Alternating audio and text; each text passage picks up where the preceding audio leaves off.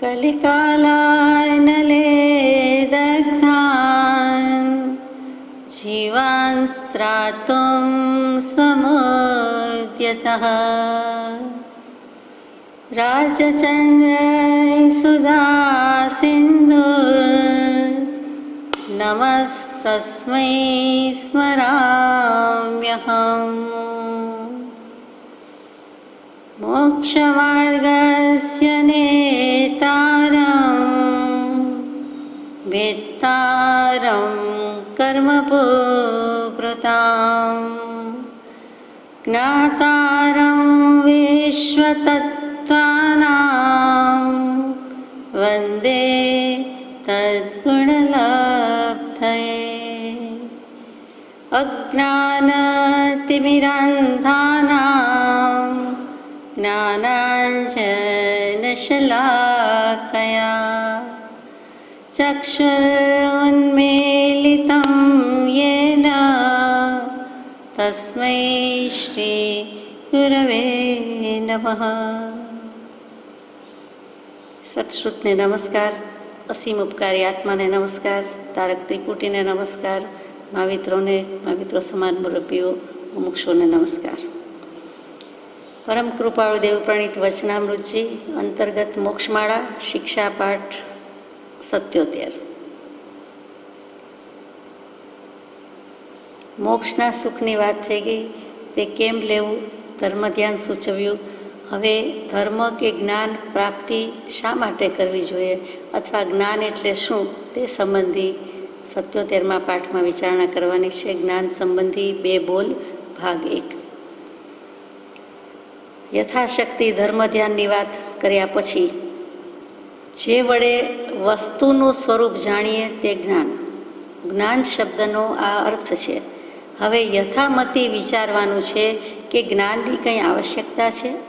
जो आवश्यकता छे तो ते प्राप्तिना कंई साधन छे।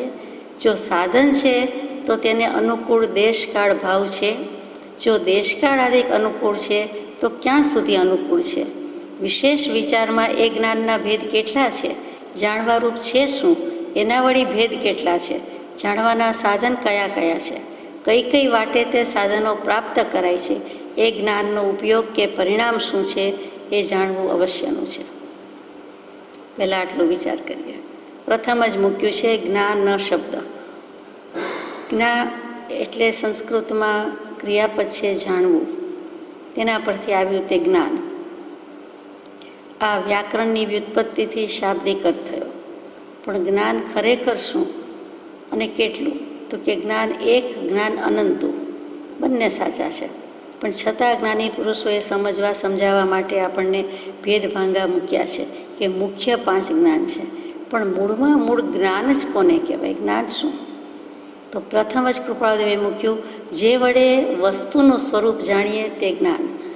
આપણી ભાષામાં જેના વડે જેનાથી કોઈ પણ વસ્તુનું જ્ઞાન થાય એટલે કે કોઈ પણ વસ્તુ વિશે જાણકારી થાય, એ કેવી છે, કેમ છે, શેમાં વપરાય, શું કરવું વગેરે જે પણ જાણકારી તે જ્ઞાન। એટલે કે જે વડે વસ્તુનું સ્વરૂપ જાણીએ તે જ્ઞાન। એથી આગળ કહીએ તો કાંઈ પણ જાણવું તે જ્ઞાન, જેના વડે જણાય તે જ્ઞાન, જેના થકી જણાય તે જ્ઞાન, અને જે કંઈ જ્ઞેય પદાર્થ છે તેના વિશેનું કંઈ પણ જાણપણું, જે નાયક જ્ઞાયક ભાવ છે, જ્ઞાયક ક્રિયા છે એટલે જ્ઞપ્તિ ક્રિયા કહીએ છીએ, તે જાણકારી જાણપણું। શાસ્ત્રોમાં તેને જ્ઞપ્તિ કહ્યું, જાણવાની ક્રિયા। જે કંઈ જાણવા યોગ્ય કે જાણવું પડે કે જે કંઈ જાણવું જોઈએ તે કોઈ પણ વસ્તુ પદાર્થ વાત હોય, આત્મા સિવાયની પણ હોય, તો એ બધું જ શું? તો કે જ્ઞેય, જાણવા યોગ્ય પદાર્થ, વસ્તુ, વસ્તુ માત્ર। જગતમાં અનંત વસ્તુ છે, ઘરમાં અનેકાનેક વસ્તુ છે, બહાર એટલી વસ્તુ છે, પણ એમાંથી કોઈ પણ વ્યક્તિ, કોઈ પણ વસ્તુ, કોઈ પણ વાત વિશે કાંઈ પણ શું? તો કે જાણવું। તો શેના વડે? જેના વડે? તો કે એના વિશેની કંઈ પણ જાણકારી, એટલે કે એનું સ્વરૂપ જાણીએ તે જ્ઞાન। એ દ્રવ્યથી કેવું છે, ક્ષેત્રથી કેવું છે, કાળથી કેવું છે, ભાવથી કેવું છે।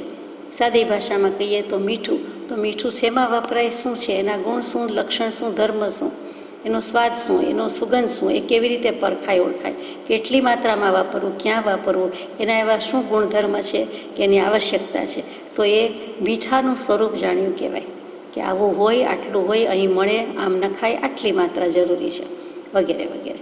મીઠું અને ખાંડ એના જેવું જ દેખાવમાં બિલકુલ સરખું મૂકવામાં આવ્યું હોય, કલરથી જુદું ન પડે, દેખાવથી જુદું ન પડે, એકેય રીતે જુદું ન પડે, છતાં પણ એને સ્વાદથી જુદું પડી શકે, અથવા તો લેબલ લગાવ્યું હોય તો જુદું પડી શકે. તો એ આઈડેન્ટિફાઈ કરવા માટે, ઓળખવા માટે, જાણવા માટે શું થયું? ત્યાં પાછો જ્ઞાન શબ્દ આવ્યો. તો કે તેનું સ્વરૂપ જાણવું છે, તે શું છે, કેમ છે, કેટલું છે. કોઈ પણ વસ્તુનું, એટલે કોઈ પણ પદાર્થનું, આત્મા અગર કોઈ પણ પદાર્થનું સ્વરૂપ જાણવા માટે 4 જ રીત છે: દ્રવ્યથી, ક્ષેત્રથી, કાળથી અને ભાવથી. આ 4 વસ્તુથી જ વસ્તુ પ્રજ્ઞાપનીય છે, એટલે કે વસ્તુની પ્રજ્ઞાપનીયતા જાણવાની યોગ્યતા, શક્તિ આ 4 જ રીતિ છે, પદ્ધતિ છે, નીતિ છે. દ્રવ્યથી, ક્ષેત્રથી, કાળથી અને ભાવથી. તેમાં બધું જ આવી જાય છે. મુખ્યપણે આ 4, એમાં બધા ગુણ લક્ષણ આવી જાય. તો ફરીથી, જે વડે જાણીએ વસ્તુનું સ્વરૂપ તે તો જ્ઞાન છે જ, જેના થકી જાણીએ તે જ્ઞાન છે, જેના વડે જાણીએ તે જ્ઞાન છે. જ્ઞાન એટલે જાણવું. હવે યથામતી વિચારવાનું છે કે જ્ઞાનની કંઈ આવશ્યકતા છે. પહેલો જ પ્રશ્ન મૂક્યો કૃપાદેવે. ઘરમાં પણ આપણે કહેતા હોય કે આ વસ્તુની જરૂર છે તો લઈએ, તો વસાવીએ, તો વાપરીએ, તો બનાવીએ. કોઈ પણ વસ્તુમાં લાગુ પડે તે આત્મામાં પહેલું લાગુ પડે. આત્મામાંથી નીકળતા શબ્દો છે, આત્મા બોલે છે, આત્મા વિચારે છે, એટલે આત્માને તો પહેલું જ લાગવું પડે કે જ્ઞાનની કંઈ આવશ્યકતા છે. તો કે આત્મા જ જ્ઞાનનો પુંજ છે. જ્ઞાન સ્વભાવી આત્મા એમ કહેવાય છે, સર્વજ્ઞ સ્વભાવી આત્મા કહેવાય છે. આત્માનું લક્ષણ, ગુણ, સ્વભાવ જ જાણ કરવાનો છે. તો પછી એની આવશ્યકતા ખરી જ ને, એ અનિવાર્ય છે. જ્ઞાનની કંઈ આવશ્યકતા છે? આત્મા પોતે જ્ઞાન સ્વરૂપ હોવા છતાં એને પોતે હું જ્ઞાન સ્વરૂપ છું, જ્ઞાન મારો સ્વભાવ છે, તે ભાન નથી. તો એ ભાન કરવા માટે પણ જરૂરી છે. આત્મા સિવાયની વસ્તુ વિશે પણ જાણવું જરૂરી છે. એટલે એ જ્ઞાન અગર વિદ્યાની જરૂર છે. વળી આપણે ભણ્યા છીએ, નાનપણમાં ભણ્યા છીએ, શીખવામાં આવ્યું છે, શીખવાડવામાં આવ્યું છે. શું? તો કે આ એવું ધન છે કે ન ચોર હાર્યમ ન ચ રાજ્ય હાર્યમ. ન ચોર લઈ જઈ શકે, ન રાજા સરકાર લઈ જઈ શકે, ન ભ્રાતૃભાજ્યમ ન ચ ભારકારી. કોઈ ભાઈ ભાંડું કોઈ પણ ભાગ પડાવી શકે તેમ નથી, અને ભારકારી પણ નથી. વનતું પણ થવાતું નથી, એનો કોઈ ભાર નથી, લાગતું જ નથી. એવું કંઈ ધન છે. વ્યયે કૃતે વર્ધત એવ નિત્યમ. જ્યારે વ્યય કરવામાં આવે છે, વાપરવામાં આવે છે, ત્યારે આ ધન, આ કંઈક વસ્તુ એવી છે કે વધે છે, ઘટતી નથી, ખજાને ખોટ પડતી નથી.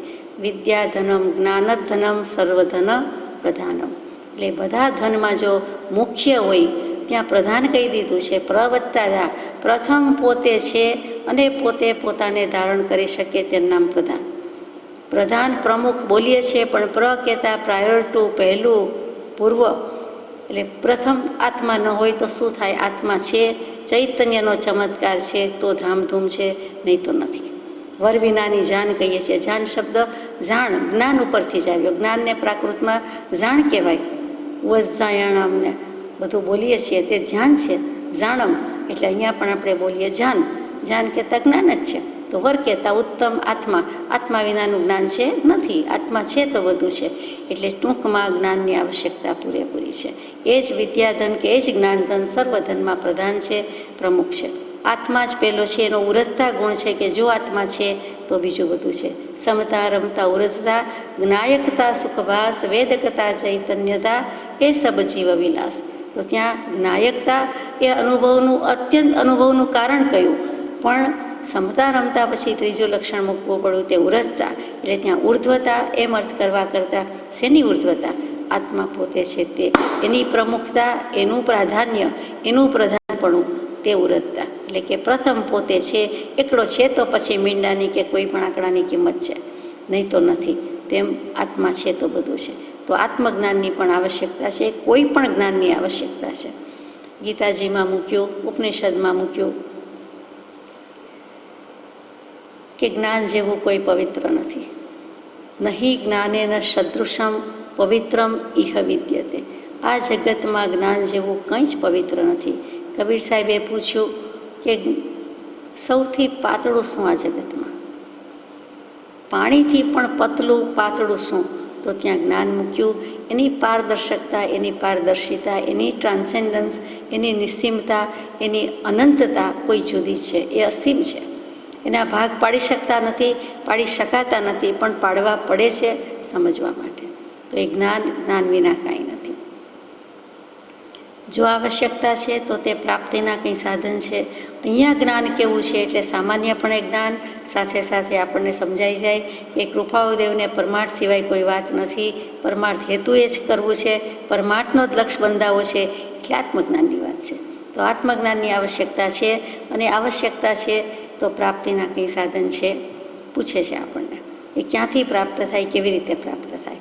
પરમ કૃપાળુદેવ જ આગળ મૂકે છે, એટલે આપણે એમના જ શબ્દમાં વિચારવાનું છે કે એ જ્ઞાનની પ્રાપ્તિ માટે કંઈ અનુકૂળતા છે કે કેમ, અથવા એના સાધન કયા છે, ભેદ કયા છે, વગેરે વગેરે. પહેલું મૂક્યું છે જ્ઞાનની શી આવશ્યકતા છે તે વિશે પ્રથમ વિચાર કરીએ. આ ચતુર્દશ રજ્વાત્મક લોકમાં, ચતુર્ગતિમાં, અનાદિકાળથી સકર્મ સ્થિતિમાં આ આત્માનું પર્યટન છે. મેષાનું મેષ પણ સુખનો જ્યાં ભાવ નથી, એવા નરક નિગોદાદિક સ્થાનક આ આત્માએ બહુ બહુ કાળ વારંવાર સેવન કર્યા છે. અસહ્ય દુઃખોને પુનઃ પુનઃ કહો તો અનંતિવાર સહન કર્યા છે. એ ઉતાપથી નિરંતર તપતો આત્મા માત્ર સ્વકર્મ વિપાકથી પર્યટન કરે છે. પર્યટનનું કારણ પછી લઈએ. આત્મા રખડપાટ કરે છે, રઝળી રહ્યો છે, વાત સાચી છે. એક ભવમાં, આ ભવમાં, આટલાક દાયકામાં, આટલા આયખામાં પણ આપણે કેટલા ઘર બદલ્યા, ક્યાં ક્યાં રહ્યા, ક્યાં ક્યાં ગયા, કેટલું જોયું, કેટલું માણ્યું, કેટલું ભોગ્યું, સુખ દુઃખથી માંડીને બધું જ સમજાય છે. તો એક ભવનું સમજાય છે, 40-50 વર્ષ, 60 વર્ષનું સમજાય છે, તો પછી બીજું તો અનંતકાળ છે. તો એનો વિચાર કરવાનો છે. અને એ પહેલાં ક્યાં ફર્યા? 5 ખંડની ધરતી પર જ ફર્યા, 6 ખંડમાં જ ફર્યા, એમ તો નથી. ચતુર્દશ રજવાત્મક લોકમાં, એટલે ચતુર્દશ કહેતા 14, અને રજવાત્મક વિચારવાનું છે કે રાજુ પ્રમાણ, રાજુ ભાર લોકમાં, 14 રાજલોકમાં.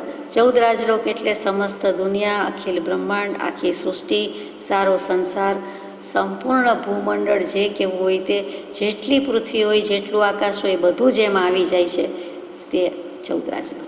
આપણે જેને સાદી ભાષામાં 3 લોક કહીએ છીએ, ઉર્ધ્વલોક, અધોલોક, મધ્યલોક. આ 14ની વાત છે. 14 રાજલોક શું છે? કેટલીક વખત આપ સાંભળો છો કે 7 પાતાળ લોકમાં જઈ આવ્યા, અથવા તો 7 ઉર્ધ્વલોકમાં જઈ આવ્યા. તે શું? તે વિચારવાનું.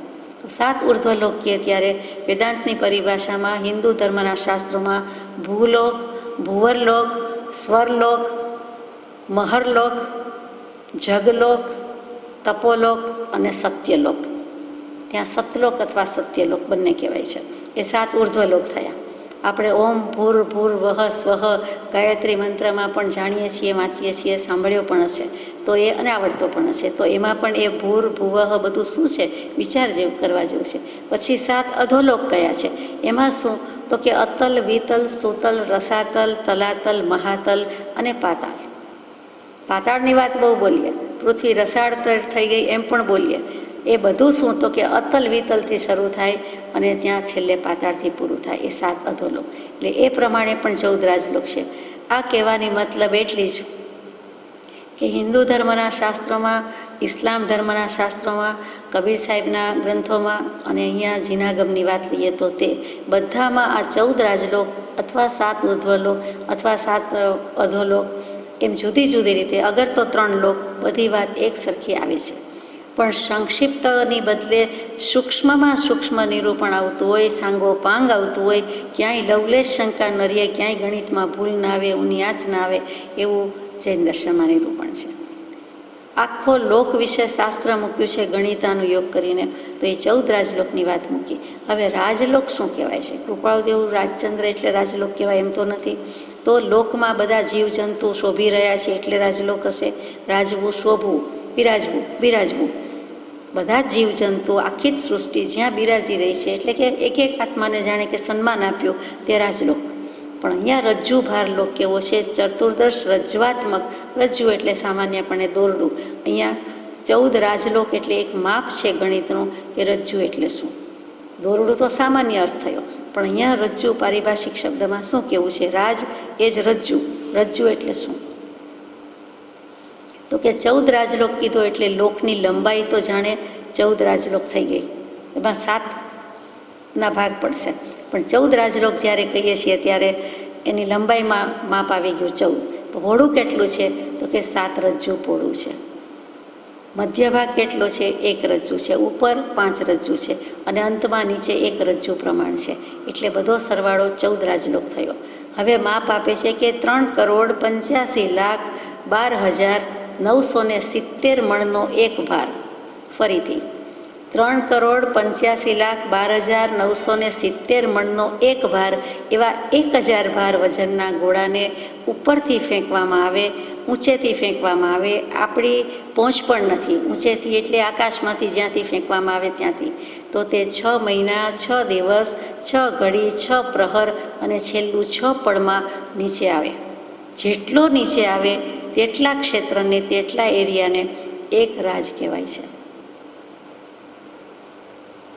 આ કેટલું પરફેક્ટ મેથ્સ છે, કેલ્ક્યુલેશન કેટલું સંપૂર્ણ છે. 3,85,12,970 બરાબર એટલા મણ, અને એટલા મણના વજનનું જે કંઈ થાય તે એક ભાર, એવા 1,000 ભાર, એટલે કે એને ગુણ્યા 1,000 તો થયું જ. અને એટલા વજનનો ગોળો, 12, 15, 25, 50 રતલનો ગોળો ઉપાડવાની પહોંચ નથી.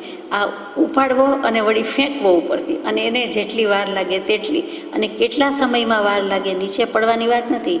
6 મહિના 6 ઘડીથી 6 પળ સુધી જે કહ્યું ત્યાં સુધીમાં એ જેટલો ફરીને પડીને જેટલી જગ્યા રોકે તેટલાને એક રાજલોક કીધો છે. ઘણી રીતે ઘણું વિચારવા જેવું છે. અને તેવા 14 રાજલોક આ લાંબો ઊંચો લોક છે. રાજમાં પાછા 4 પ્રકાર કયા છે? ઘનરાજ, પરતરાજ, સૂચિરાજ અને ખંડરાજ. આ એક ઘનરાજની વાત કરીએ એટલે લંબાઈ ગુણ્યા પહોળાઈ ગુણ્યા જાડાઈ, એટલે એક રાજુ હોય અને તેને ઘનરાજ કહેવાય. આપણે જાણીએ છીએ લંબાઈ ગુણ્યા પહોળાઈ ગુણ્યા જાડાઈ એટલે ઘન કહેવાય. 7 ગુણ્યા 7 ગુણ્યા 7 એટલે 343. આ 343 ઘનરજ્જુ પ્રમાણ 14 રાજલોક છે. અને ઘનરજ્જુમાં કેવું હોય ત્યારે 343 થાય. જેમ 5નો સ્ક્વેર કહીએ તો 25 થાય, એમ 7નો ઘન કહીએ એટલે 343 થાય. તો ઘનરાજ એટલે લંબાઈ પહોળાઈ જાડાઈ એક રાજુ, પરતરાજ એટલે ઘનરાજનો ચોથો ભાગ, પછી સૂચિરાજ એટલે પરતરાજનો ચોથો ભાગ, અને ખંડરાજ એટલે સૂચિતરાજનો પણ ચોથો ભાગ. એટલે એવા પાછા ભાગ પાડ્યા છે રાજના. અહીંયા 14 રાજલોકમાં અને વળી ચતુર્ગતિમાં 4 ગતિ તો જૂની જાણીતી છે. નરક ગતિ કેવું પડે, નામ લેવું ગમે નહીં.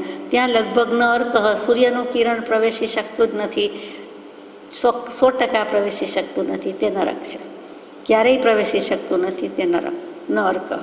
એ તો એક શાબ્દિક વ્યુત્પત્તિથી અર્થ થાય. બાકી તો આપણે જાણીએ છીએ કે ત્યાં ભયંકર દુઃખ છે. કોઈ દિવસ કોઈ આત્માને સુખ થતું જ નથી, ઉપજતું જ નથી. અને ઉપજે છે તો તીર્થંકર દેવના કલ્યાણક સમયે એક જરાક વાર માટે શાતા લાગે.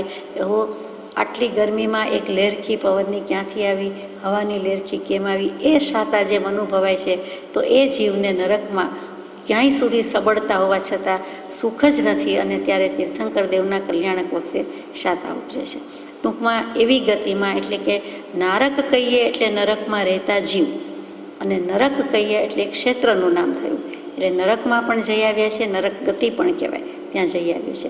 1 વાર નહીં, 2 વાર નહીં, અનંત વાર કૃપાળુદેવ કહે છે જઈ આવ્યો છે. કોઈ પણ જ્ઞાની પુરુષ એમ કહે છે કે અનંત વાર એ જઈ આવ્યો છે. કેમ કે અનંતકાળથી રખડે છે, પરિભ્રમણ કરે છે, એટલે અનંત હોય જ. તો એ ચતુર્ગતિમાં એક નરક ગતિ, બીજું દેવગતિ.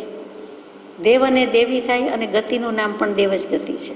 તો ત્યાં પણ જઈ આવ્યું છે. ત્યાંથી મહાપુણ્યનો પુંજ ભેગો થયો હોય ત્યારે મનુષ્ય ભવ પણ ક્યારેક એણે લઈ લીધો છે, મળી ગયો છે. તો મનુષ્ય ભવ પણ થઈ ગયો, અને મનુષ્ય ગતિ થઈ ગઈ. અને છેલ્લી છે તે તિર્યંજ ગતિ. ક્યાંય ન સમાયા, નહીં નરકમાં, નહીં દેવમાં, નહીં મનુષ્યમાં. તે બધા જ વધ્યાણ માલ તો ક્યાં આવે? તિર્યંજ ગતિમાં આવે. એટલે કે પશુ, પંખી, જીવ, જંતુ, વનસ્પતિ, એકેન્દ્રિય, બેઇન્દ્રિય, તેઇન્દ્રિય, ચૌરેન્દ્રિય, અસંગની પંચેન્દ્રિય, વનસ્પતિ કાયમાં પાછી પ્રત્યેક અને સાધારણ, અને જે નથી દેખાતી, નરી આંખે દેખાતા નથી એવા પણ જીવો છે, અનંત જીવો છે. 14 રાજલોકમાં એક રજકણ પણ જીવ વિનાનું નથી, ઠાંસીને ભરેલા છે. તે બધું જ કરી આવ્યા, બધું જ જઈ આવ્યા. બધા જ જન્મ મરણ કરી લીધા છે. કોઈ અવતાર બાકી નથી, કોઈ દેહ ધારણ કરવો બાકી નથી, કોઈ ભવ બાકી નથી.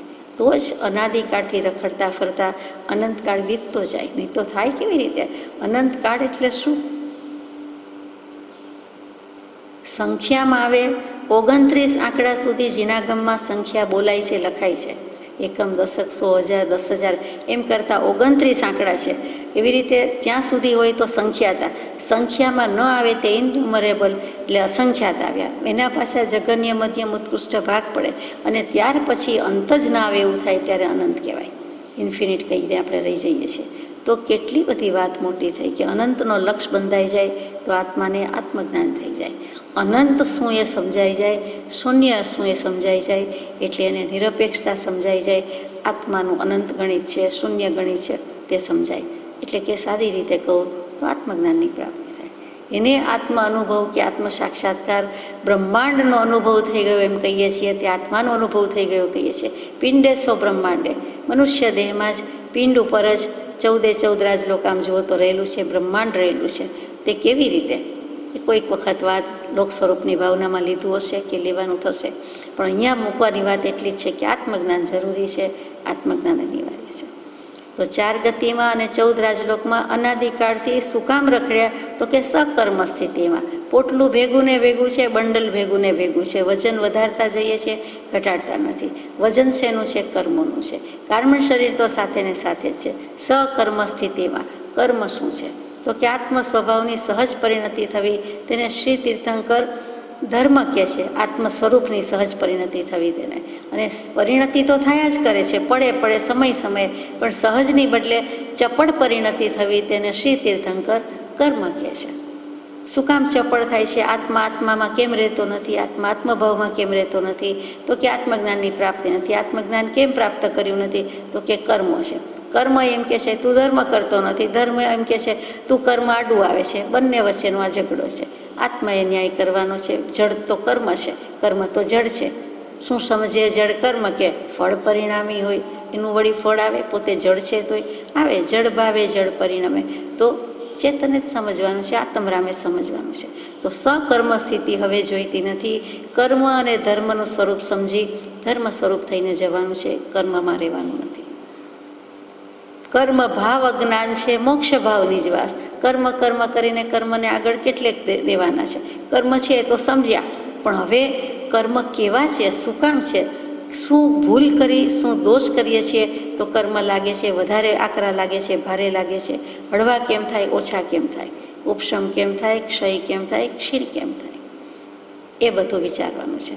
તો આ આત્માનું પર્યટન જેવું તેવું નથી. એની પિકનિક, ઉજાણી, પર્યટન ભારે પડી જાય તેવું છે. પરિવત્તા અટ ઉપરથી અટવી શબ્દ આવ્યો. અટ રખડવું, એના પરથી અટવી એટલે જંગલ રજળપાટ કરવાનું હોય તે રખડ્યા કરે છે, ભૂલ ભૂલામણી છે. આ પર્યટન છે, ચારે બાજુથી ચારે દિશામાં છે. મેષાનું મેષ પણ સુખનો જ્યાં ભાવ નથી એવા નરક અને નિગોદના સ્થાન છે.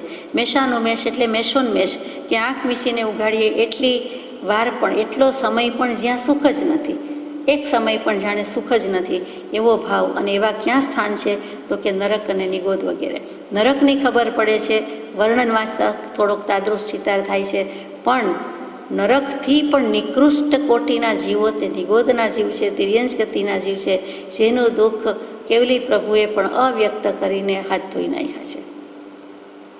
જેમ આત્મ અનુભવનું વર્ણન કેટલુંક થઈ શકે તેવી રીતે નિગોદનું વર્ણન કેટલુંક થઈ શકે, એમ કરીને નિગોદના દુઃખનું વર્ણન કેટલુંક થાય, એમ અવ્યક્ત દુઃખ છે પણ જેવું ન કર તેવું છે. એટલું બધું દુઃખ નિગોદમાં છે. સાદી ભાષામાં કહું તો 100ની અણી જેટલા ભાગમાં અનંત જીવો ખાય, પીવે, પહેરે, ઓઢે, જન્મે, રીએ, અને એક શ્વાસોચ્છ્વાસમાં 17.5 વાર જન્મે અને મરે. તો એથી વધારે દુઃખ શું હોય? એક થોડીક વાર માટે, 2 મિનિટ 5 મિનિટ માટે કદાચ અડોઅડ બાજુમાં બેસવાનું થાય તો પણ આપણને ફાવતું નથી, પ્રતિકૂળ લાગે છે. અતિ નજીક બેસવાનું ફાવતું નથી, કાંઈ પણ કરવાનું ફાવતું નથી. તો આ શેરિંગ કેવું કે આહાર, શરીરથી માંડીને બધું જ જન્મથી મરણ સુધી સાથે સાથે ને સાથે, અને એક અણી જેટલી જગ્યામાં, નીડલ પોઈન્ટ જેટલી જગ્યામાં અનંતા જીવો, એટલે કલ્પનાય કરી શકાતી નથી. બુદ્ધિ બેર મારી જાય. અક્કલ કામ કરતી નથી. પણ જ્ઞાની પ્રભુએ કીધું છે, કેવલ જ્ઞાની ભગવંતે ફરમાવ્યું છે, એટલે આત્માને શંકાનું સ્થાન નથી. એ બધું કરી આવ્યા અને છતાં યાદ નથી, અને વળી આપણે યાદ નથી તો બીજા યાદ કરાવે છે તેનું માનવું નથી. કેવલી પ્રભુ કે કૃપાળુદેવ કહેતો કે એટલું તે હોતું હશે, એ કેવી રીતે હશે? તો કમસે કમ શંકા તો કરવા જેવી નથી જ, આમ જ છે. અને એવા બધામાં આ આત્માએ બહુ કાળ વારંવાર સેવન કર્યું છે. આ બધા સ્થાન સેવન કર્યા છે, ફરી ફરી ત્યાં જન્મ્યા છે, એક વખત બે વખત નહીં. અસહ્ય દુઃખોને પુનઃ અને કહો તો અનંતિવાર સહન કર્યા છે. આ ત્રિવિધ તાપમાં આદિ વ્યાધિને ઉપાધિ, અહીંયા કૃપાળુદેવ લખે છે, એ ઉતાપથી ઉત્કૃષ્ટ પ્રકારે તાપ છે. વધુમાં વધુ તાપ લાગે છે, દુઃખ છે. એનાથી નિરંતર તપતો આત્મા, નિરંતર, ક્યારેય એને વચ્ચે બ્રેક આવ્યો જ નથી, હર હંમેશ સદાકાળ. કેમ કે એક સમય પણ એને સમાધિ સુખ તો ભોગવ્યું નથી, માણ્યું નથી. આત્માનું વેદન, સ્વસંવેદન પ્રત્યક્ષ, એટલે કે આત્મ અનુભવ અને સ્વસ્વભાવનું સુખ એણે ભોગવ્યું નથી, એટલે એને સમાધિ ખબર નથી, સ્વસ્થતા ખબર નથી. એટલે એ સ્વસ્થ ન હોય એટલે ક્યાં રહ્યો? બીજામાં રહ્યો, બીજે અટક્યો, બીજે ઊભો, બીજે ઊભે બીજામાં જાય એટલે શું થાય? તાપ. તાપ એટલે શું? ઉતાપ.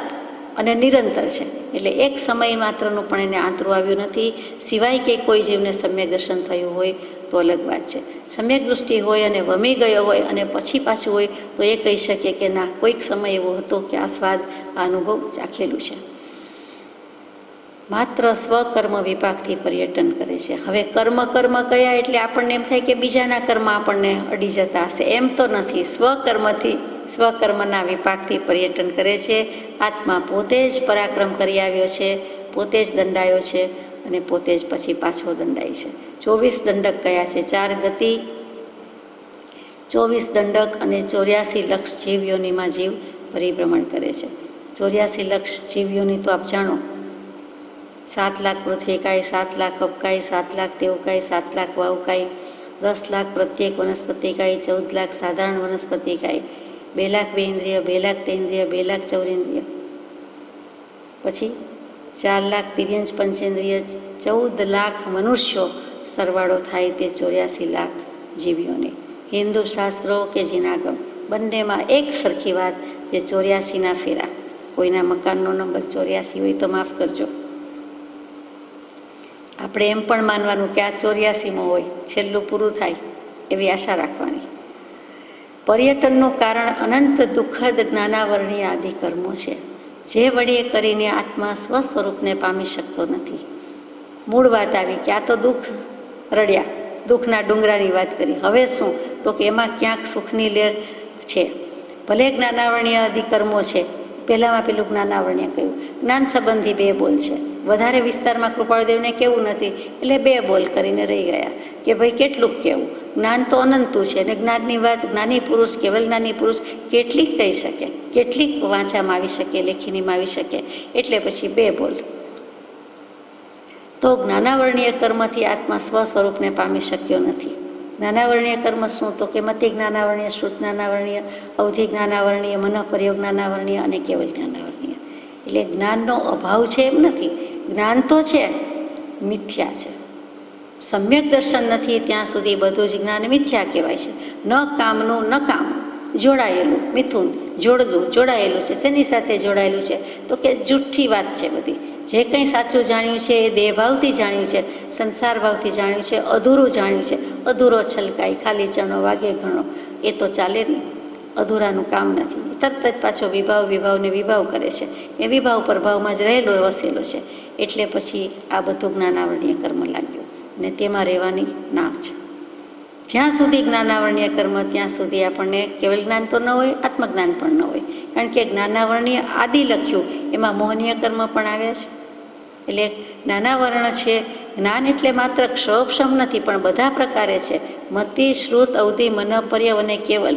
એને સમ્યક દર્શન નથી એટલે જ્ઞાન સમ્યક થયું નથી, જ્ઞાન સમ્યક થયું નથી એટલે આત્મજ્ઞાન થયું નથી એમ, અને એ નથી એટલે કેવલ જ્ઞાન તો હોય જ ક્યાંથી. એ બધું સાચું, પણ હવે અમારે જ્ઞાનાવરણીય આદિ કર્મો કાઢવા છે. તો કાઢશું કેવી રીતે? તો કે જે સ્વરૂપ સમજ્યા વિના પામ્યો દુઃખ આનંદ, સમજાવ્યું તે પદનમો શ્રી સદગુરુ ભગવાન. એટલે હવે પરમ કૃપાદેવી કૃપા કરીને સ્વરૂપની સમજ આપી છે. તો એ આપણે વિચારવાનું છે. અહીંયા પણ મૂક્યું કે એ ભલે રખડ્યો પણ હવે સ્વસ્વરૂપને પામી જાય તો રજળપાટ બંધ થઈ જાય છે.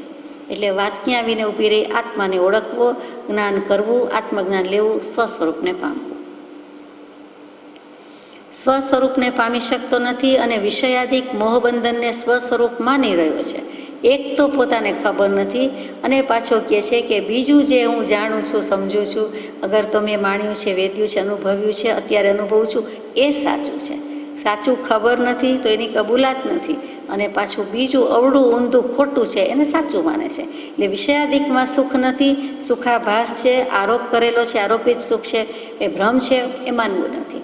એક માને છે તો બોલે છે, લખે છે, વાંચે છે, ગાય છે, પણ જ્યાં માન્યતા બદલાવાની આવે છે, અવળાનું સવળું કરવાનું આવે છે, ત્યારે પાછો પડી જાય છે.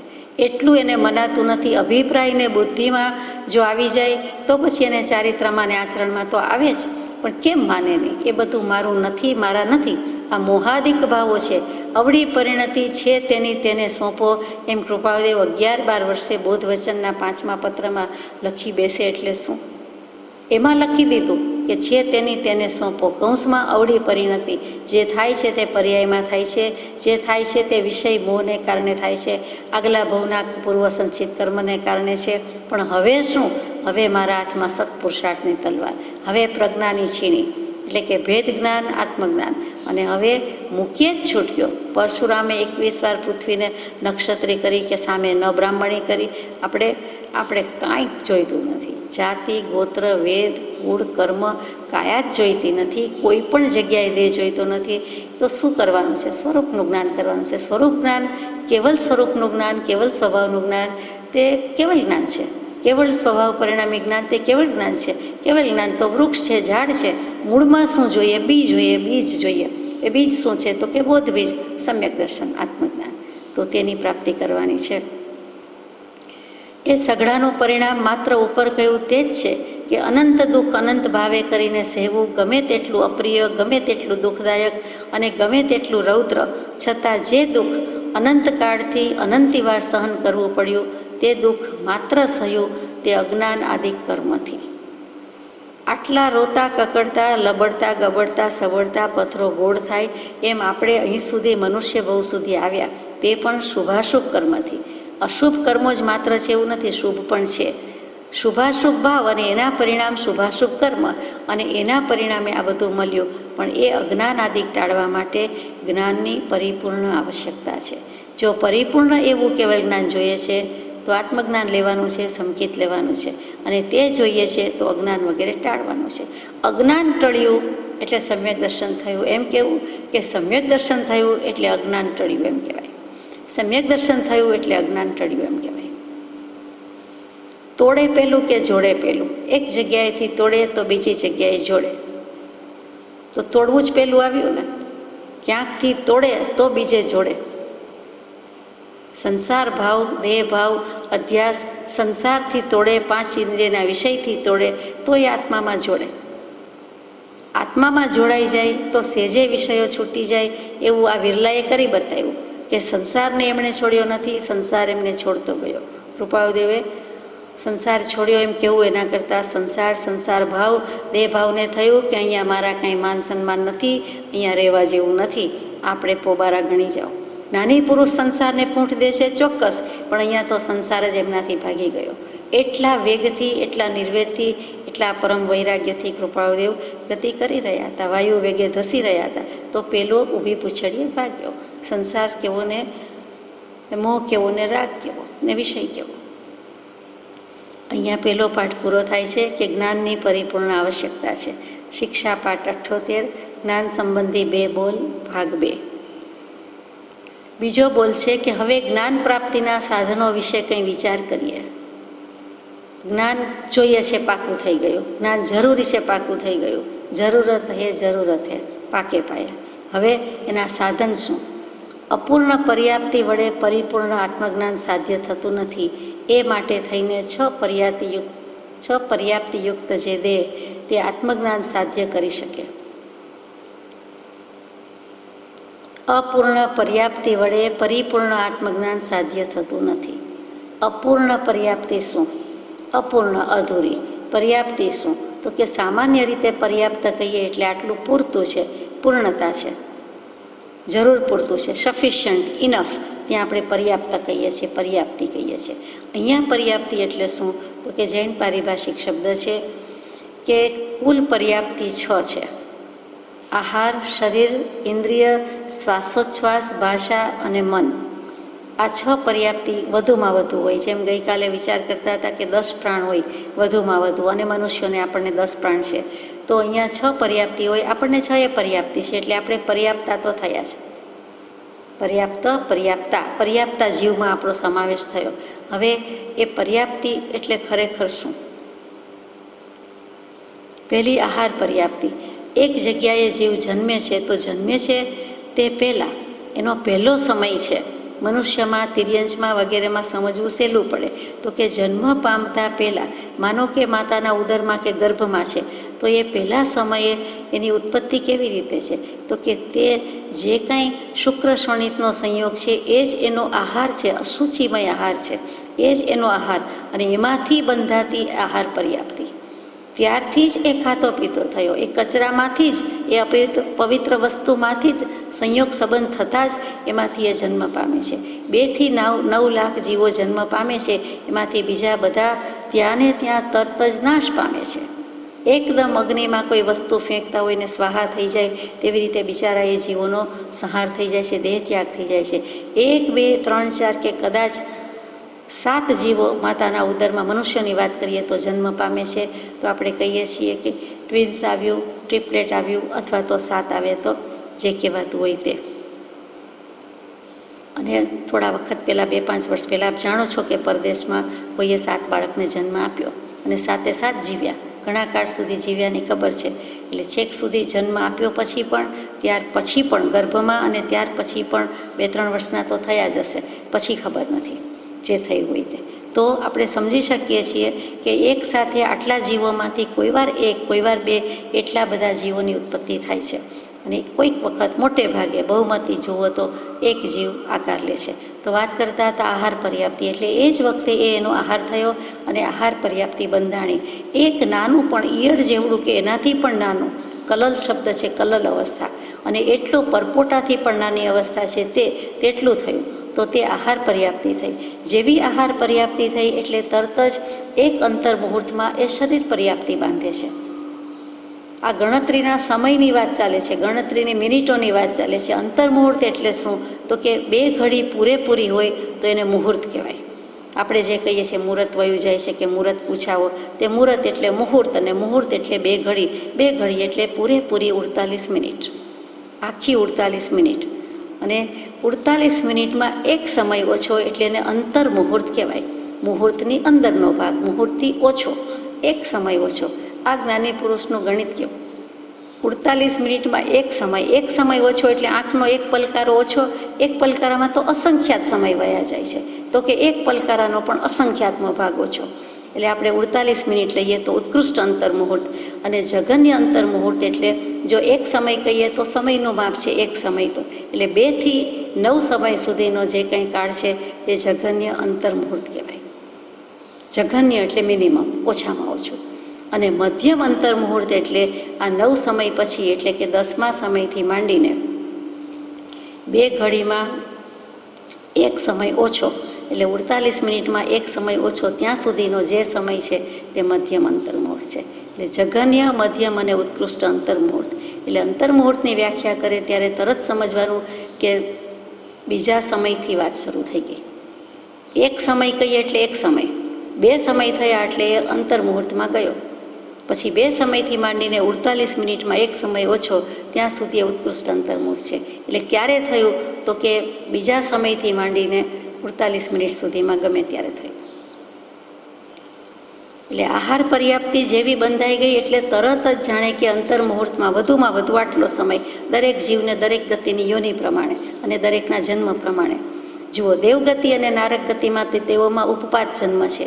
એટલે કે તદ્દન ટીનેજર કે 16 વર્ષનો ભર યુવાન કે યુવતી ઊભા થાય, બેઠા થાય, એમ પથારીમાંથી પલંગમાંથી બેઠા થાય એવી રીતે જન્મી જાય છે. ત્યાં માતા પિતા દ્વારા જન્મ પામતા નથી. તેમ આકાશમાંથી ઉતરે છે એવું નથી, પૃથ્વીમાંથી ઊંચે જાય છે તેવું નથી, પણ એમ જ જ્યાં જન્મવાનું છે ત્યાં આત્મા પહોંચી જાય છે અને તે શૈયા પરથી પથારીમાંથી બેઠા થઈ જાય. દેવો અને નારકો પથારીમાંથી બેઠા થતા નથી. ઓછી જગ્યા, સાંકડી જગ્યા, જેને કુંભી કહેવાય છે, નાનકડો ગોખ હોય, બિલકુલ નાનામાં નાનો ગોખ હોય, ગોખલો કહીએ છીએ, એવી જગ્યામાંથી એવડું મોટું શરીર તો કે નારકને દુઃખ સાથે જન્મી જાય છે, ઊભા થઈ જાય છે. પણ તે દુઃખ સાથે છે અને દેવો છે તે શાતા સાથે છે, સુખકારી રીતે જન્મે છે. આ ઉપપાત જન્મ, ગર્ભજ જન્મ એટલે મનુષ્યો, તિર્યંચો, ગાય, બકરી, કૂતરા, હાથી વગેરે જોઈએ છે. અને માતા પિતા જે છે મનુષ્યાણી અને તિર્યંચાણી, તે ગર્ભથી જન્મે છે, માતા પિતાના સંયોગથી જન્મે છે તે છે. અને ત્યાર પછી જે સમૂળછીમ જન્મ છે એ ઓટોમેટિક જન્મે છે. લાઇટ થાય અને જીવડા આવી જાય, ગમે તેટલું એરટાઈટ હોય તો પણ જીવાત આવે. એની મેળે કીડી મકોડા ઉગતા ઉભરાતા દેખાય. એની મેળે દેડકા છે એ પણ સમૂળછીમ જીવ છે. એટલે પંચેન્દ્રિય હોય એમાં પણ સમૂળછીમ જીવ આવે, બીજા પણ આવે. કીડી મકોડા એ પણ સમૂળછીમ જીવ કહેવાય. તો એમ જ જન્મી જાય છે, એમ જ થઈ જાય છે. પોતાના જ મળમૂત્ર કચરા જે આપણને વ્હાઇટ એગ્સ જેવું દેખાય છે, સફેદ સફેદ, એમાંથી જેની ઉત્પત્તિ છે, નિષ્પત્તિ છે. એ મૈથુનની ચેષ્ટા કરતા દેખાય તો પણ એ નપુંસક વેદી હોવાથી કીડીથી કીડી કે મકોડાથી મકોડો જન્મી શકતો નથી. આ નપુંસક વેદ અને આ સમૂળછીમ જીવ ઓટોમેટિક આપોઆપ માતા પિતા વિના કોઈ હવામાનના નિમિત્તથી પોતાના કચરાથી, પોતાની અશુચિમાંથી જન્મી જાય. વંદા માટે પણ એવું છે.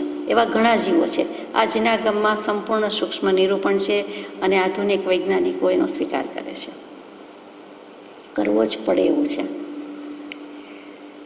તો વાત કરતા હતા ગર્ભથી જન્મતા જીવોની. એમાં આહાર પર્યાપ્તિ, શરીર પર્યાપ્તિ. એટલે જેવું આહાર પર્યાપ્તિ થઈ, શરીર બંધાઈ ગયું, પછી ઇન્દ્રિય પર્યાપ્તિ. એટલે તરત જ એ કેવડું શરીર થવાનું છે, એ ગર્ભસ્થ બાળકનું કેટલું સ્ટ્રક્ચર, બંધારણ છે, તેમાં સમાય તેટલું તે, અને ત્યાર પછી એ 5 ફૂટનું થશે, 5.5, 6 ફૂટ, 4.5 ફૂટ, બધું એ પણ ત્યાં નક્કી થઈ જાય છે. તો આહાર પર્યાપ્તિ, શરીર પર્યાપ્તિ. પછી ઇન્દ્રિય પર્યાપ્તિ. આ મનુષ્યનું છે તો એ પ્રમાણે 5 ઇન્દ્રિય છે, હાથીનું છે તો એ પ્રમાણે છે, ગાય છે તો એ પ્રમાણે છે, કૂતરું, બકરી છે વગેરે વગેરે, ગરોળી છે તો એ પ્રમાણે. એ વળી ઈંડાથી જન્મ લે છે, કેટલાક ઈંડામાંથી પછી બચ્ચું બહાર પડે છે તેમ. તો આ બધી વાત થઈ. એટલે આહાર, શરીર, ઇન્દ્રિય, આ 3 વસ્તુ થઈ ગઈ. પછી શ્વાસોચ્છ્વાસ એટલે ધમણ, ફેફસા જાણે કે આવી ગયા, એટલે એ ચોથી પર્યાપ્તિ થઈ. એ કંઈ ચોથા 5મા મહિને છે એવું નથી, પણ તે વખતે જ છે. ગણતરીના સમયમાં છે આપણી, તો લક્ષ પણ ન પહોંચે. આ તો સમયની ગણતરી મૂકી છે એટલે કહેવાય છે. તો ચોથું શ્વાસોચ્છ્વાસ એટલે ધમણ લેતું થાય છે બાળક. આહાર, શરીર, ઇન્દ્રિય, શ્વાસોચ્છ્વાસ અને પછી ભાષા. આ ગર્ભસ્થની વાત છે એટલે બાળક બોલ્યું જતું નથી. સમજવા માટે કયું ગર્ભસ્થ શિશુ, ગર્ભસ્થ બાળક એટલે એમ્બ્રોયોની જ વાત છે, ગર્ભની વાત છે. અને ત્યાર પછી ભાષા, તો ત્યાં ભાષા બોલવા માંડતું નથી, બોલતા આવડતું નથી, પણ ભાષા વર્ગણા છે, પૂદગલ વર્ગણા છે, એના અનંત પૂદગલ છે, એ ગ્રહી લે છે, ધારણ કરી લે છે, પિકઅપ કરી લે છે. એનામાં જેમ જંતુ દાખલ થઈ જાય છે, વાયરસ આવી જાય છે, બેક્ટેરિયા આવી જાય છે, એવી રીતે આ પૂદગલ વર્ગણા છે એની ડેવલપ થઈ જાય છે. એટલે પર્યાપ્તિ, ભાષા પર્યાપ્તિ. અને ત્યાર પછી અને ભાષા પર્યાપ્તિ કહેવી જ પડે, કેમ કે એને ડૉક્ટર મોનિટર પર મૂકે, મોનિટર કરે તો અવાજ સંભળાય છે. વચ્ચે પેટ આવી જાય, આવરણ આવી જાય, ચામડી આવી જાય તો પણ ચોખ્ખો એનો કલકલનાદ જે સંભળાય છે એ કલલ અવસ્થા છે એટલે એને કલકલનાદ કહેવાય છે. ઝરણાને ખડખડ વહેતું કહીએ અને આ ગર્ભસ્થ હોય તેને કલકલ કહીએ છીએ. તો એ આ જ છે. અને એવો જ અવાજ આવે તો ક્યાંથી આવે છે? તો એ ભાષા પૂદગલ છે એટલે ભાષા વર્ગણા આવી ગઈ છે એટલે. અને છઠ્ઠી પર્યાપ્તિ છે તે મન પર્યાપ્તિ છે. તો કે સંજ્ઞી પંચેન્દ્રિય થવાનું હોય એટલે તે મન, અને નહીં તો ભાવ મન કહીએ તે, કે જીવ છે, કોઈ પણ જીવ છે એને ઉપયોગ તો છે જ, ઉપયોગ વિનાનું તો કોઈ છે નહીં. તો ત્યાં એને મનની પર્યાપ્તિ પણ આવી જાય છે. એમાં આપણે તો બધા સંજ્ઞી પંચેન્દ્રિય, મનવાળા, મગજવાળા, કેટલાક અસંજ્ઞી પંચેન્દ્રિય હોય છે જેને આવું મન મગજ નથી. તો આપણને વધુમાં વધુ 6 પર્યાપ્તિ છે. કેટલાક જીવને 4 હોય, ઓછામાં ઓછી 4 હોય, વચ્ચેનાને 5 હોય, અને આપણને 6 પર્યાપ્તિ છે. એટલે આ પર્યાપ્તિ, તો કે અપૂર્ણ પર્યાપ્તિ વડે પરિપૂર્ણ આત્મજ્ઞાન સાધ્ય થતું નથી. એ માટે થઈને 6 પર્યાપ્તિયુક્ત જે દેહ, એટલે કે અત્યારે આપણને મળેલો મહામૂલો દેવોને દુર્લભ એવો મનુષ્ય ભાવ, માનવ દેહ, કે જેને 6 પર્યાપ્તિ 10 પ્રાણ વગેરે છે તે આત્મજ્ઞાન લઈ શકે. કેમ કે આહાર, શરીર, ઇન્દ્રિય, શ્વાસોચ્છ્વાસ, ભાષા, મન આ બધું આપણું સાબદું છે. એમાં સૌથી વધારે છેલ્લું મન એ બરાબર ઉપયોગ કરી શકે છે. મનનો ઉપયોગ કરવો કે ન કરવો પોતાના હાથમાં છે. આત્માનો ઉપયોગ કરવો કે નહીં પોતાના હાથમાં છે. આત્માનો ઉપયોગ તો છે ને છે જ. એ જ્યારે મનન કરવાનું, વિચાર કરવાનું કામ કરે ત્યારે ઉપયોગ શબ્દ થઈ ગયો, ઉપયોગ થઈ ગયો. તે નહીં ન કરે, બીજું કરે. આત્માનો ઉપયોગ આત્મામાં ન રહે. આત્મામાં રહીએ તો આત્મભાવને આત્મ ઉપયોગ થયો, ન રહે તો મનન કરે છે, વિચાર કરે છે, તે સંકલ્પ વિકલ્પ છે. એટલે ત્યાં અસ્વસ્થતા આવી, ત્યાં અસમાધિ આવી અને તે જ જીવ કર્યા કરે છે. એ ન કરે તો પોતાનામાં રહીએ તો ત્યાં જ આત્મજ્ઞાન થાય. સીધી સાદી વાત મૂકી દીધી છે. એવો દેહ તે એક માનવ દેહ છે. આ સ્થળે પ્રશ્ન ઉઠશે કે માનવ દેહ પામેલા અનેક આત્માઓ છે, તો તે સઘળા આત્મજ્ઞાન કાં પામતા નથી? કાં એટલે સૌરાષ્ટ્રનો સ્પેશિયલ શબ્દ છે. કાં એટલે કેમ, શા માટે, શું કામ, કેમનું. અહીંયા પૂછો તો એમ કે કેમનું થતું નથી, કેમનું કામ કરતા નથી, કેમે કરી થતા નથી. તો એ શા માટે કેવું છે કે જો ખરેખર હાઉ કમ આત્મજ્ઞાન પ્રાપ્ત થઈ શકે ને મનુષ્ય દેહ તો છે, કેટલા બધા મનુષ્યો છે, તો એને કેમ પ્રાપ્તિ નથી? આપણો જ પ્રશ્નનો જવાબ છે. એના ઉત્તરમાં આપણે માની શકીશું કે જેઓ સંપૂર્ણ આત્મજ્ઞાનને પામ્યા છે તેઓના પવિત્ર વચનામૃતની તેઓને શ્રુતિ નહીં હોય. કંઈક સાંભળવા મળ્યું હોય તો આચરે ને. એટલે કહે છે કે તેવા બધા જીવોને પવિત્ર વચનામૃતના જીન પ્રણીત વચનામૃત કેવલી પ્રરૂપિત ધર્મનું એમને શ્રુતિ એટલે શ્રવણ નહીં હોય. કંઈ સાંભળવામાં આવ્યું નહીં હોય કે આત્મજ્ઞાન અનિવાર્ય છે, આવશ્યક છે અને પ્રાપ્ત કરવું છે. શ્રુતિ વિના સંસ્કાર નથી. જો સંસ્કાર નથી તો પછી શ્રદ્ધા ક્યાંથી હોય? જો શ્રવણ જ કરવા મળતું નથી, ગઈકાલે આવ્યું તેમ શ્રવણ, મનન અને નિધિધ્યાસન. શ્રવણ કરવાથી એ પવનની લહેરની માફક છે, આવે છે ને જાય છે, ચાલ્યું પણ જાય. પણ મનન કરવાથી એની છાપ બેસે છે અને નિધિધ્યાસન કરવાથી તો એકતાન થઈ જાય છે, સમાધિ સાધી લે છે. એટલે કેટલો તાળો મળે છે આ વાતને કે શ્રુતિ વિના સંસ્કાર નથી. એટલે સાંભળવા જ મળે નહીં તો સંસ્કાર આવે જ ક્યાંથી, પડે જ ક્યાંથી? આપણે કહીએ આગલા ભવે નહીં કર્યું હોય, આવતા ભવે કરીશું, તો આ ભવ પણ થોડા વખત પછી ગણતરીના સમયમાં એ પણ જતો રહીએ, દેહ છૂટી જાય તો પછી આવતો ભવ જ કહેવાશે ને. એ વખતે આપણે આ ભવને આગલો ભવ જ કહીશું. જે કંઈ છે તે સમજવા જેવો સંસ્કાર શબ્દ છે કે મતિ જ્ઞાન અને શ્રુત જ્ઞાનના સંસ્કારથી જ જીવ અત્યાર સુધી પરિભ્રમણ પામ્યો છે અને એના સંસ્કારથી જ કેવલ જ્ઞાન થઈ શકે છે. એટલે નેચરલી એમાં આવી ગયું ગર્ભિત રીતે કે આત્મજ્ઞાન થાય છે. 5 જ્ઞાનમાં જરૂરી શું? તો કે મતિ જ્ઞાન અને શ્રુત જ્ઞાન. જે કંઈ છે તે બોલબાલા મતિ જ્ઞાન અને શ્રુત જ્ઞાનની છે. જેમ જ્ઞાન અને દર્શન છે તો ચારિત્ર છે. પહેલું જ્ઞાન દર્શન છે. જ્ઞાન દર્શનની 2 આંખ, જૈન કળશ જુદો પડે છે તેમાં છે. 2 આંખ બતાવે છે જ્ઞાનની અને દર્શનની. જ્ઞાન ગુણ, દર્શન ગુણ, જ્ઞાન ઉપયોગ, દર્શન ઉપયોગ. તો જ્ઞાન દર્શન છે દેખવું, જાણવું તો જ આચરવાનું થાય. જોવું, જાણવું, દેખવું પછી આચરે. એટલે જ્ઞાન દર્શન પહેલાં આવ્યા, પછી ચારિત્ર આવ્યા. અહીંયા પણ સમજવાનું છે કે મતિ અને શ્રુત જ્ઞાન હોય તો જ પછી ક્યારેક, અને આપણને બધાને કોઈ પણ જીવને મતિ જ્ઞાન, શ્રુત જ્ઞાન છે અને છે. નિગોદના જીવને અક્ષરનો અનંતમો ભાગ ઉઘાડ છે, ક્ષયોપશમ લબ્ધિ છે, એટલું એને છે ને છે તો જે આગળ જાય ને. કોઈક ભવે આગળ જઈ કેમ શકે? પોતાનો જ્ઞાન સ્વભાવ છે, જ્ઞાન પ્રકાશ, ભલે ને અંશનો અંશ, એનો અંશ, અનંતમો ભાગ. અંશ કહેવો પડે ને, અસ્તિત્વ ધરાવીએ છીએ અને બેઠા છીએ ને જીવીએ છીએ ને હાજરી તો લેવી પડે ને, નોંધ પૂરવી પડે ને, હાજરીની નોંધ લેવી પડે. તેમ નિગોદના જીવને પણ છે તો આપણને છે એમાં નવાઈ નહીં. એ જ મતિ જ્ઞાન, શ્રુત જ્ઞાન આગળ જતાં અવધિ જ્ઞાન, મન પર્યવ જ્ઞાન, કેવલ જ્ઞાન થઈ શકે. અવધિ મન પર્યવની જરૂર પણ નથી. જો મતિ શ્રુતથી સીધું કેવલ થતું હોય તો થઈ પણ શકે, લઈ પણ શકાય. એટલે મતિ જ્ઞાન, શ્રુત જ્ઞાનની જ બોલબાલા છે અને આપણી પાસે એટલું તો છે. 100% નથી. 100% હોય તો એ કેવલ જ્ઞાન થઈ જાય.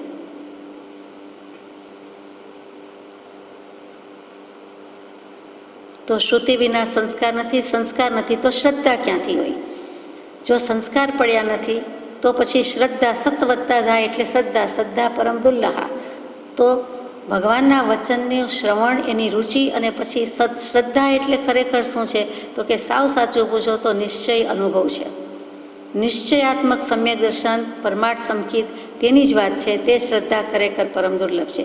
બાકીની શ્રદ્ધા હજી થઈ શકે છે. સાચા દેવગુરુ ધર્મની શ્રદ્ધા દુર્લભ છે, પણ એટલી દુર્લભ નથી.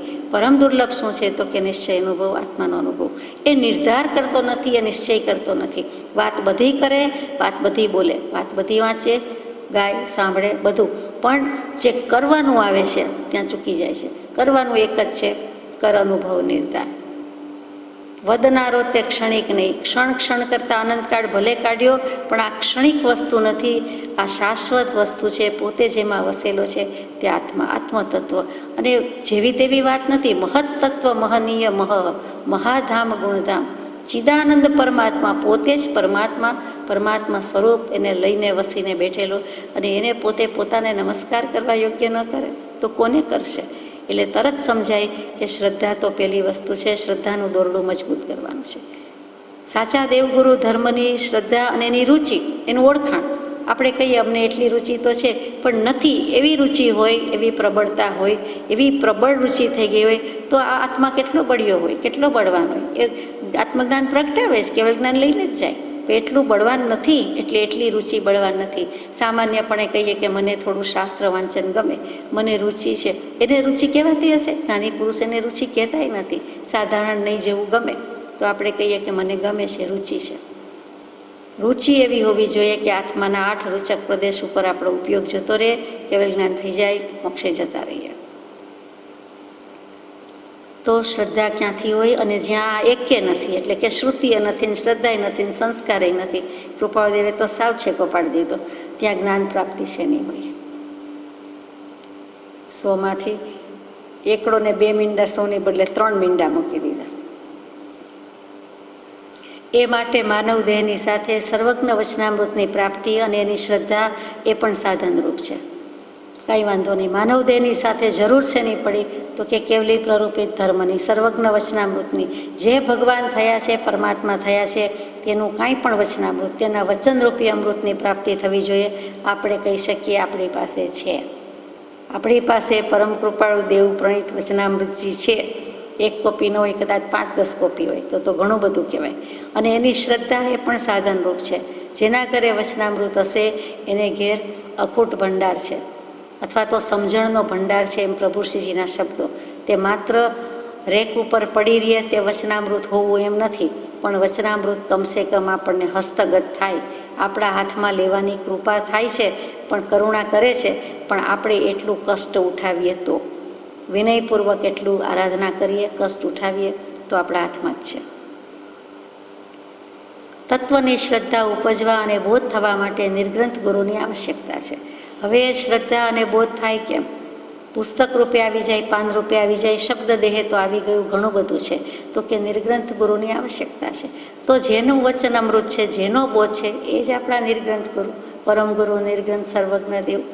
કેવલી પ્રરૂપિત તત્વ ધર્મ હતું તો આચાર્ય, ઉપાધ્યાય, ભગવંત અને એની પહેલાં વચ્ચે જેણે ગણધર દેવ એણે ગૂંથ્યું.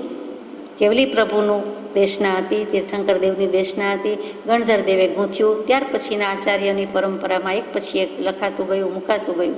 ઉપાધ્યાય પઠન પાઠન અધ્યયન અધ્યાપન કરાવતા ગયા અને સાધુ મુનિ થતા ગયા. શ્રાવક શ્રાવિકા સુધી આવ્યું. તો પછી મૂળમાં કોણ હતું? તો કે પરમ ગુરુ, નિર્ગ્રંથ સર્વજ્ઞ દેવ.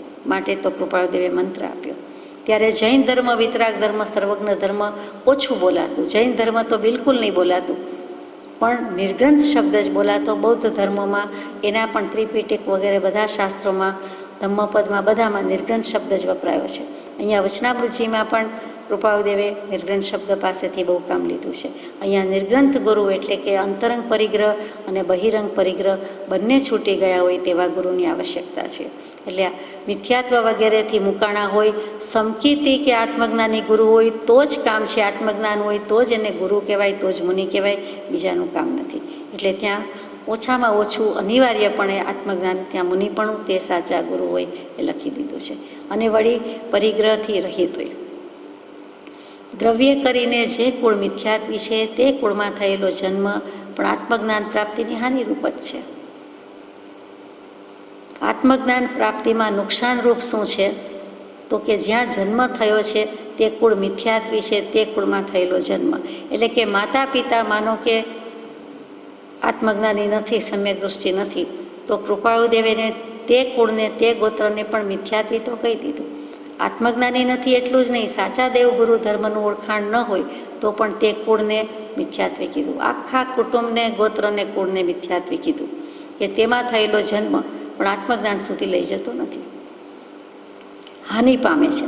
પછી બીજા કોઈ ગુરુની શોધમાં ગુરુની પ્રાપ્તિ થાય તો જરૂર કરી શકે છે, કારણ ધર્મ મતભેદ એ અતિ દુઃખદાયક છે. મારો ધર્મ, અમારા ધર્મમાં, અમારા ગચ્છમાં, અમારા મતમાં, અમારો સંપ્રદાય આમ કે અમે તો આમ માનીએ, તમે ભલે આમ માનો, એમ જે અમારું તમારું થયા કરે છે એ જ મતભેદ. મત હોય ત્યાં સત પ્રવેશે નહીં. જેવું મત જાય એટલે તત્સમયે, એક સમય પણ માંડ જતો હોય તો અને તરત જ સત આવી જાય, પૂરી પ્રગટ થાય. પડેલું તો હોય જ, પણ મતને આડે વાદળાને આવરણ આવી જાય છે, સૂર્યચંદ્ર દેખાતા નથી. જેવું ગચ્છ મત મૂકે, સ્વચ્છંદ મત આગ્રહ તજી, વર્તે સદગુરુ લક્ષ, સમકિત તેને ભાગ્યું કારણ ગણી પ્રત્યક્ષ. એટલે સીધી વાત છે કે મત જાય તો સત પ્રગટે. એટલે તો મતાર્થીના લક્ષણ મૂક્યા આત્મસિદ્ધિ શાસ્ત્રમાં, ત્યાર પછી આત્માર્થીના લક્ષણ મૂક્યા. પરંપરાથી પૂર્વજોએ ગ્રહણ કરેલું જે દર્શન, તેમાં જ સત્ય ભાવના બંધાય છે. એથી કરીને પણ આત્મજ્ઞાન અટકે છે. કુળ પરંપરાથી ચાલ્યું આવતું હોય, આપણા પૂર્વજો, આપણા બાપ દાદા, એના પૂર્વજો એમ કરતાં કરતાં એણે જે ધર્મ માન્યો, એણે જે દર્શન સ્વીકાર્યું તે મારું, એટલે એ જ સાચું. એમણે કહ્યું તે ખોટું હોય, આપણે જે માનતા હતા એ ખોટું. આજ સુધીનો બાપ દાદાનો કુળ સંપ્રદાય માનવાનું મૂકી દેવાનું, આ નવું ક્યાંથી આવ્યું? પણ સારા નરસાની છટણી કરવાનો વિવેક આપણામાં હોવો જોઈએ, તો આત્મજ્ઞાન અટકતું નથી. વિવેક કરીને આગળ ચાલ્યા જવાનું છે. અહીંયા કૃપાદેવ કહે છે કે આત્મજ્ઞાનની પ્રાપ્તિ કેમ નથી, હાનિ કેમ પામે છે અને અટકે છે કેમ, એ બતાવ્યું. એ માટે ભલું કુળ પણ જરૂરનું છે. એટલે ઉચ્ચ કુળમાં ગોત્ર અથવા તો સારા કુળમાં જન્મ એ પણ જરૂરી છે. એ સઘળા પ્રાપ્ત થવા માટે થઈને ભાગ્યશાળી થવું. ભાગ્યશાળી થવું કંઈ આપણા હાથમાં છે?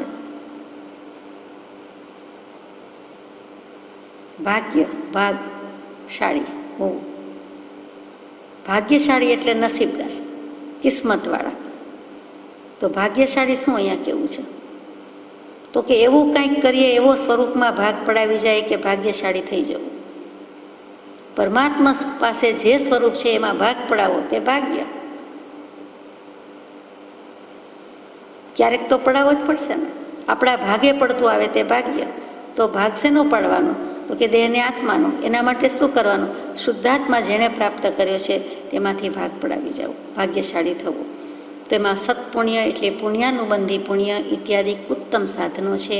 એ દ્વિતીય સાધન ભેદ કયો. સત્પુણ્યની જરૂરત છે. પૂર્વ સંચિત પ્રારબ્ધ જે કહીએ છીએ, આરબ્ધ એમાં જ આવી ગયું. પ્રાયોર ટુ પહેલાં, અને આ આરંભ કરી આવ્યા છે. પહેલાં જે ભાવ કરી આવ્યા છીએ તે બધાનું હવે પરિણામ આવે છે, ફળ આવે છે. તેનું નામ પ્રારબ્ધ. બીજું કાંઈ પ્રારબ્ધ નથી, પોતાનું જ છે. અને તેમાં સત્પુણ્ય હોય કે અસ્તિત્વ, સાચું પુણ્ય, સારું પુણ્ય. કેવું પુણ્ય? તો કે અત્યારે પણ જે પુણ્યના ઉદયથી આ મળ્યું છે, પુણ્યના ઉદયથી પરિણામ ભોગવી રહ્યા છીએ. અત્યારે ભોગવતા થકા પણ નવા ભાવ એવા સ્ફુરે છે કે નવું પુણ્ય બંધાય છે.